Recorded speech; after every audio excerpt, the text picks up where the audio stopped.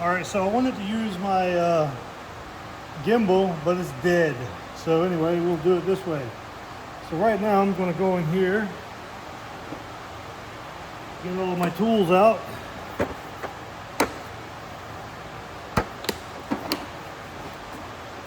Put it into the bed of the truck. A little butt shot for you, don't get too excited.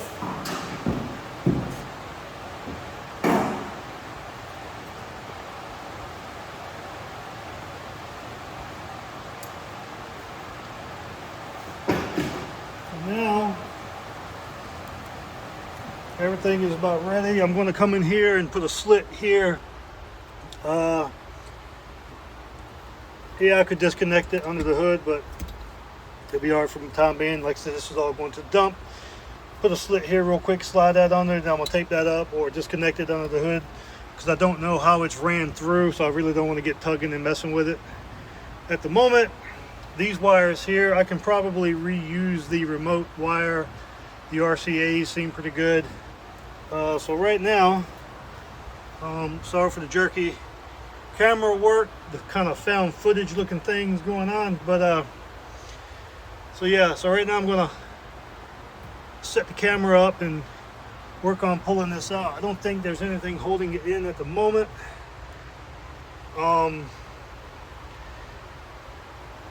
So yeah, so I think I can just tug it out. Now, one thing I'm going to do is go get me a pair of little gloves, because some people say, if you get to know me, some people say I'm on the spectrum, whatever that may mean. But I really hate touching loose change. It could literally be $1 million in here and change, and I would not want to touch it. There's something about the feel of it, like I can taste it, if that makes sense. I can taste colors and things of that nature, and like sharp numbers, and that's a whole nother story. But anyway, I'm going to get me a pair of gloves so I can pull this out and not have the stigma of touching something that I don't want to touch.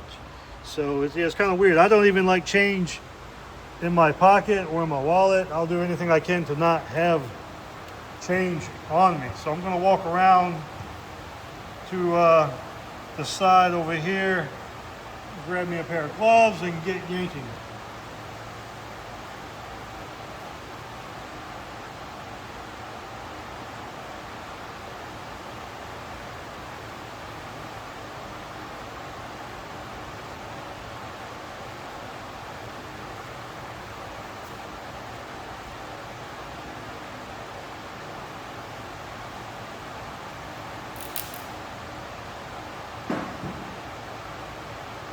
So I've got a couple of little tools here to move. Get these bolts out the way, these nuts.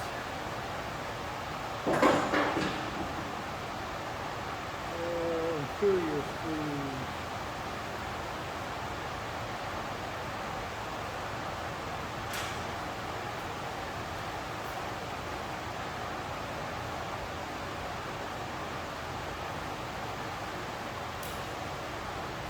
Just going to make a little slip there.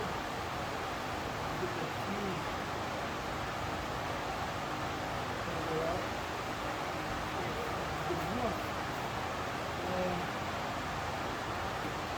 Should be able to yank this out.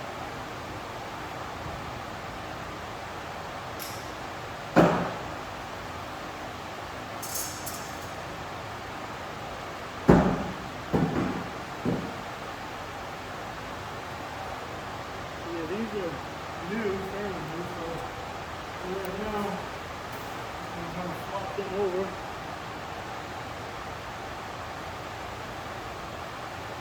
Whatever kind of falls out, we're just going to get back in. Let's see what we have here.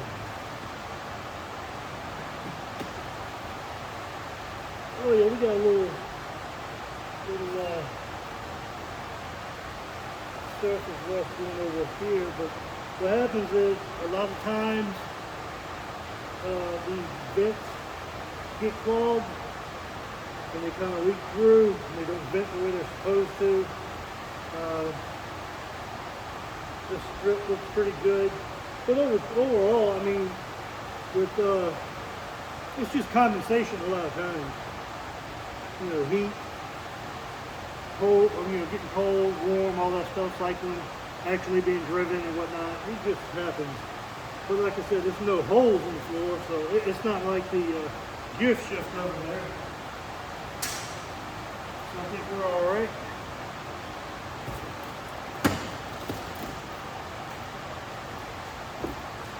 I might end up cutting some of this to make it manageable.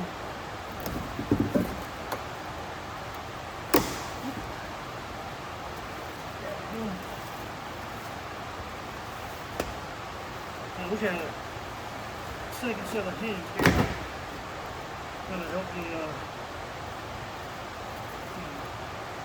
muscle it around. But yeah, I don't know if you can see that or not. I'll move the camera here in a minute, but she's got some little surface rust, some flakage. Not super bad, not great. But like I said, it's not, I haven't found any spots going through the floor yet, so given how it looks, it might not be out of the question. We're going to see here in a minute.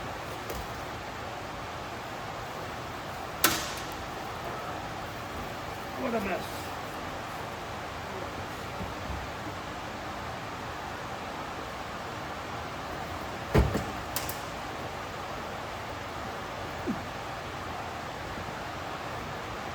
Oh, it smells awful. Years of feet and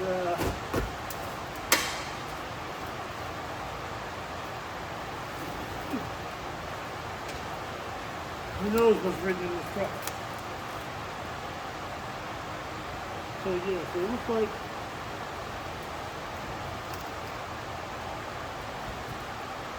that was just snaked through there. Maybe there's a hole drilled up there. I hope not, but here's what it is. Not a big deal. Like I said, we're not doing a show vehicle here. We're gonna make her smell a little bit better,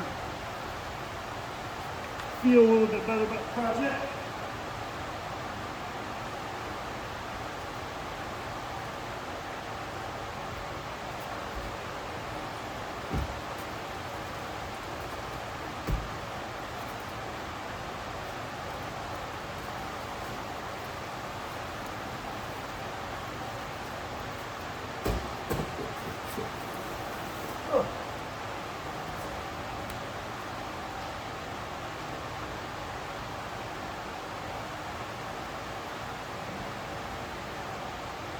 I'm not sure what the best is going to do, but it's not going there.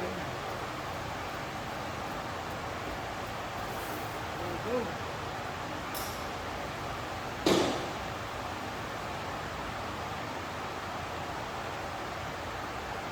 So we're gonna, right now I'm gonna keep on fighting to pull that out, show you the rust that's underneath of it. I'm going to scoot everything back.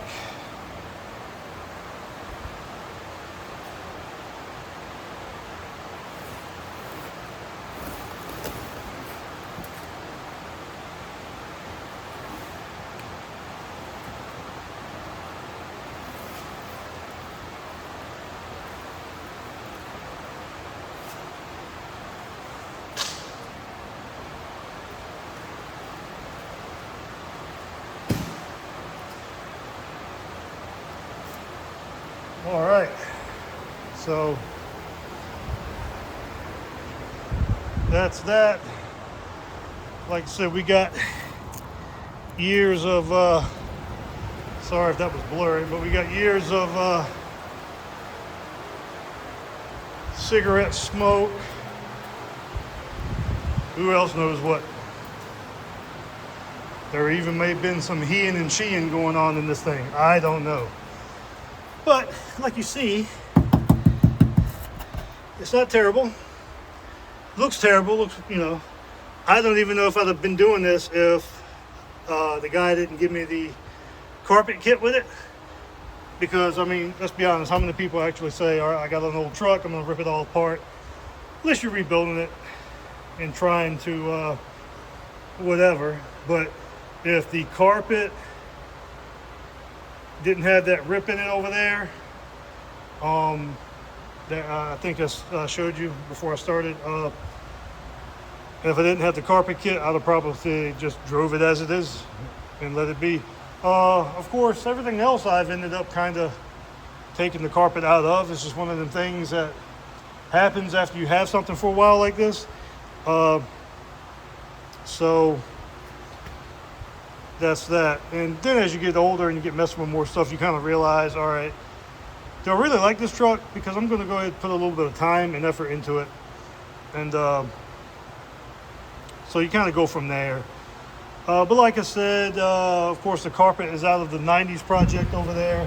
So I'm going to do the same thing with that. This truck, of course, has been rebuilt years ago. So I know that's clean. That's not an issue. Of course, I took all that out, redid that.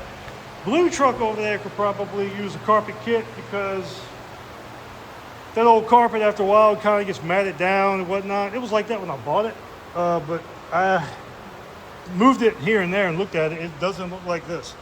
That truck was taken care of a little bit better, but that's not to say this truck wasn't taken care of. I mean, this stuff just kind of happens. I mean, who knows what might have been spilled in here or just over time. I mean, well, I know the windshield leaked, but you did smell a little bit of rain in here, like a little bit of condensation. I mean, who's to say somebody didn't leave the windows open? The windows could have been left open all the time. So it's hard to say. You know, that is where it was dripping, but the carpet wasn't like super damp or anything like that. So, excuse me. So, that's not a big deal. So we're going to get this scraped up a bit, vacuumed, and everything out of here that doesn't need to be in here. And I'm going to run and grab me some, I don't have any here, some POR 15. Vacuum everything, clean it really good, really well, and probably just go over it with that and call it done. Unless I see something that's really standing out. OSFO will turn it, it'll turn it from rust to a paintable surface, but I think that POR 15 wants to be painted directly over rust. So I'm just not seeing where we have a major rust issue here. Yeah, rust is bad. It's not good, but I'm not seeing holes in the floor. And it's nice and solid, so I'm not too concerned with it. Of course, it doesn't look pretty and all that stuff, but we're gonna get that taken care of and go from there with it. Hopefully maybe by tomorrow I can have some covering on it and let that be drying.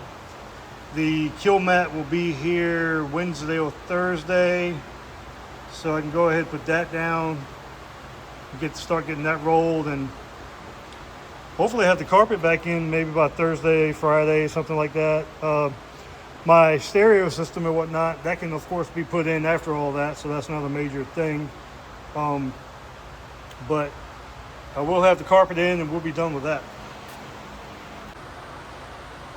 Okay, so I'm gonna do a quick little video here. Just kind of give you an idea what I'm doing, why I'm doing it. Common sense. We want to get the flaking stuff off, like so. You can see I've already worked on some, but just give you kind of an idea. Just kind of go over it. Just kind of break that up. So it might take me a little longer than I anticipated, but I want to get all this up. Now, like I said, you can take a grinding wheel to it and really knock it down, smooth it out. I just don't see the need for that here. I'm going to knock it down, vacuum it out. I've got to get my heat gun. I want to go ahead and just pull all this old stuff out. It'll come up kind of easy, but you know, use the heat gun, it'll peel right on up. I do have one little hole here, and I think I'm just gonna cut out there and maybe just kind of weld a piece in. I am a better grinder than welder, but something that small, it doesn't have to be super structurally sound as long as it doesn't leak. So I'll be okay with that. That's the only spot I found so far. Let me go over here to the driver's side while I've got the phone going. That by far is the worst. Like I said, it's mainly surface.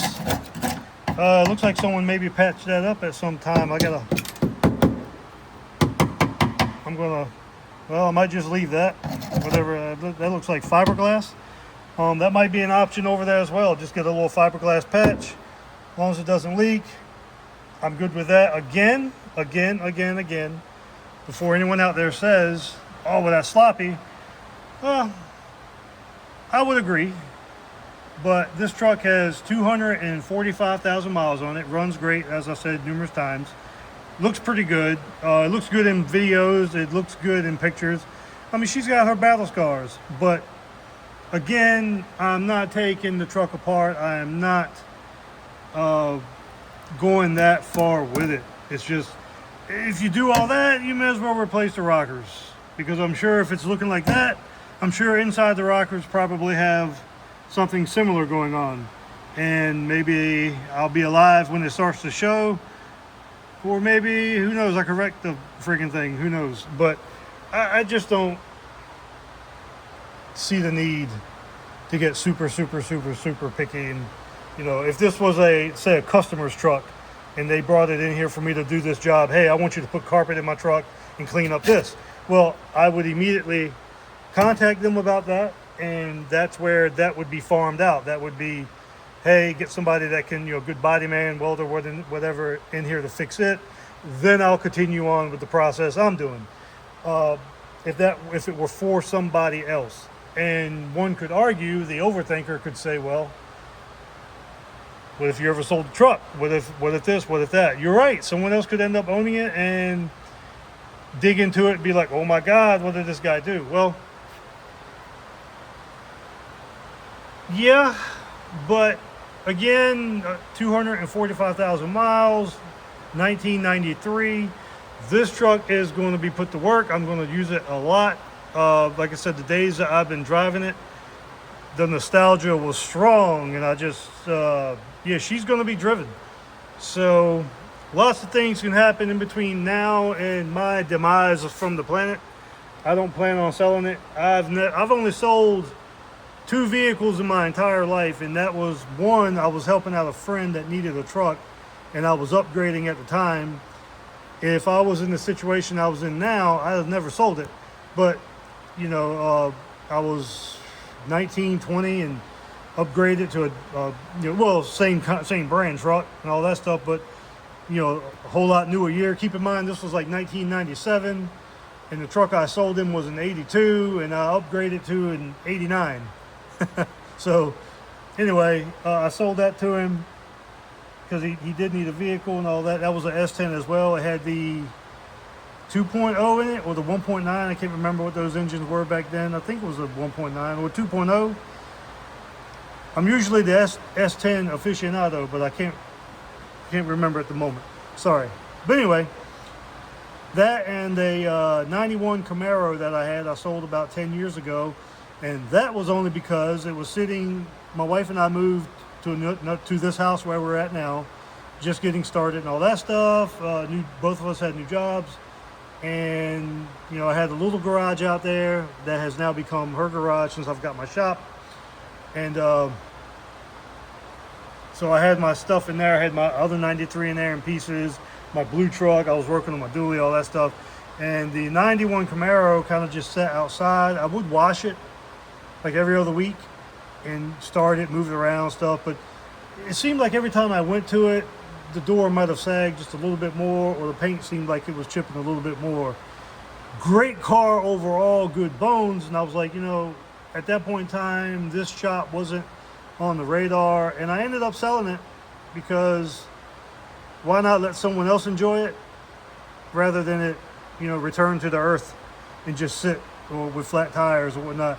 You know, V8 5-speed T-top car, was it Wild Orchid purple, I think it was, and the Hawaiian Orchid, I think it was.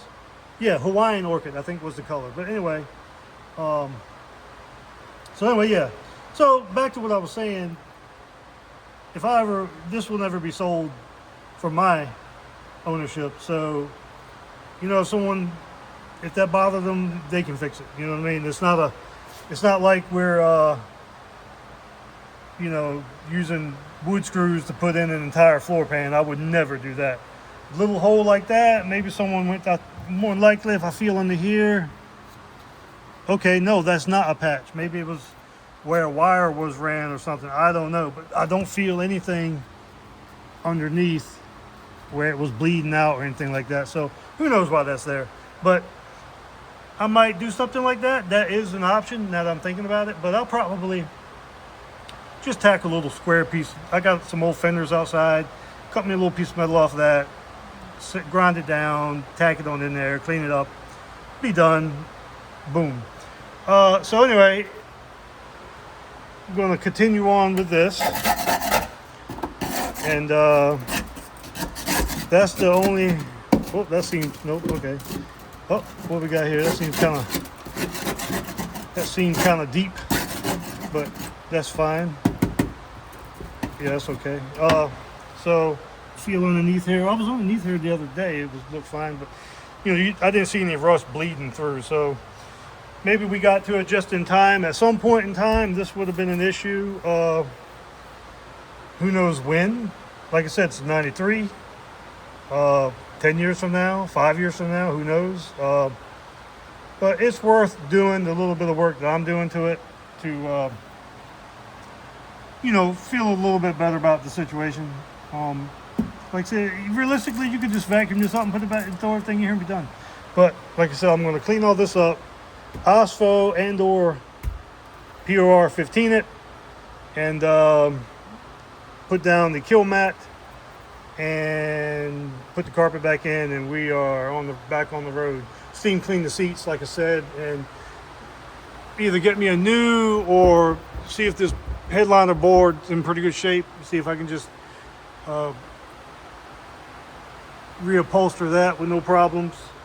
Not a big issue. The guy said when he took the windshield out, there was a lot of rust going along the pillars and around the top, which is normal for these trucks. Well, normal for any old truck anyway, as it is. But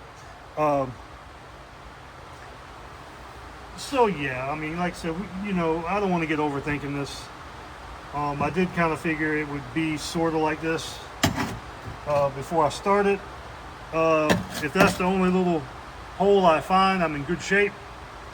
I beat around it. You know, I kind of just dug in there, let it fall apart where it wanted to fall apart. I didn't see anything where it wanted to continue on and just kind of, you know, 4 or 5 inches long, 10 inches long, nothing like that. Just that one little spot. I don't see anything over here. So I think we're good overall. I mean, who knows? Like I said, I think he replaced the seals on these windows here, whatnot. But like I said, it's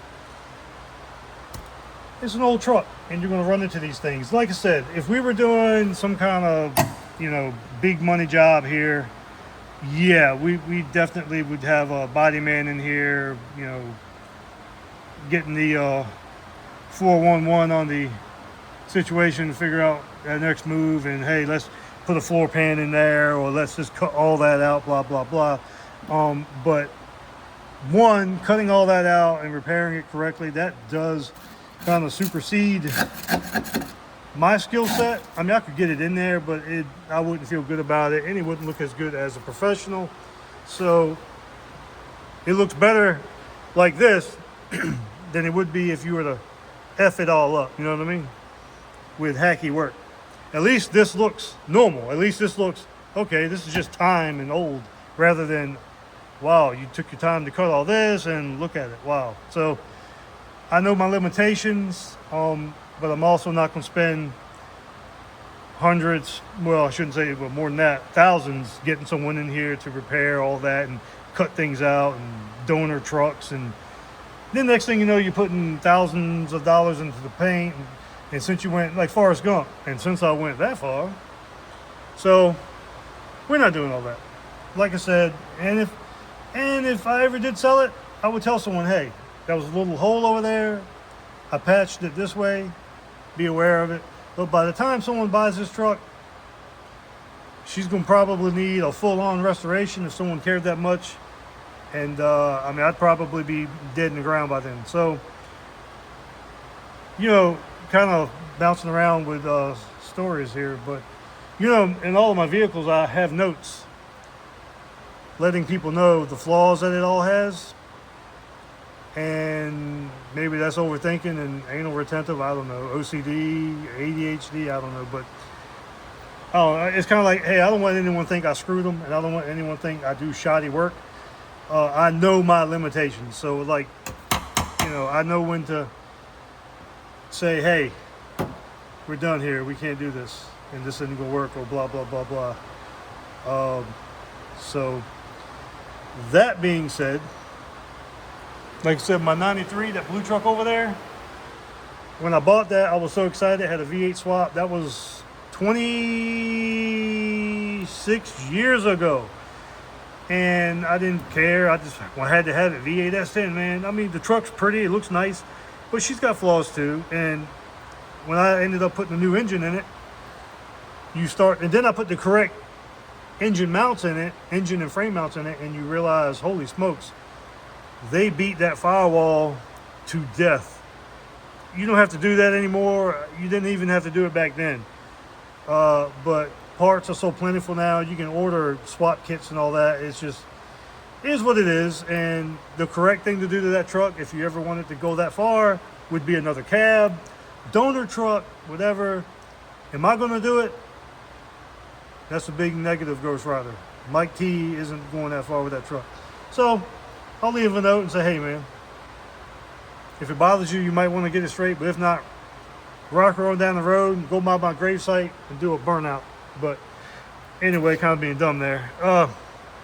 So, going to keep on with this. The next video you see should be me. I should have it all cleaned up, and it should be, this all should be black and ready to install the carpet.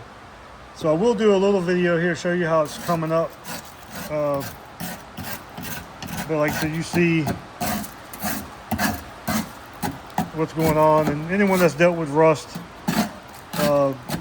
rusty vehicle, they know what's going on with it.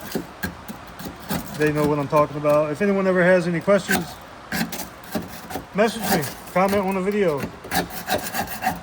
Well, you know, I don't pretend to be the man with a plan and know it all. I know a few things, and you know, I don't, you know, when I make a video, I don't come out here and like, hey, I'm going to show you something you've never seen before. Like I said, my profile, just a guy in the shop. I'm just out here hanging out, trying to make the world a little bit better place, one flake of rust at a time. But like I said, if this was a, you know, a truck somebody was paying big money for, I paid like $900 for this thing. So if I just left it the way it was and drove it, she'd been just fine. But that's, you know, I'm always messing with stuff and whatever. So why not clean up, feel a little bit better about the project, and just let it be what it's going to be. I don't see over here, I don't see anything like that. I don't know why that's there, but it is. So if I can get it up, I'll get it up. If not, she can stay. I will get the tape and stuff up. I'm gonna, you know, retape all that stuff. Definitely going to put the factory jack back in it where it belongs. I hate when people cut that stuff off, man. It's just, yeah, you can make it look nice, nice speaker box back there and all that stuff. But then I don't know. I don't like cutting these things up if you don't have to. You know, doing a little repair like that is one thing, but I don't know. We're not doing a custom job here. If you were doing a full-on custom truck, then lots of things are getting cut, and it's not going to see the daily routine and drive in life that a normal truck would. So I don't know. It's one of them things that's like hack force one to me. I just don't like doing that. Some things you know whatever. I've done it. I have done it.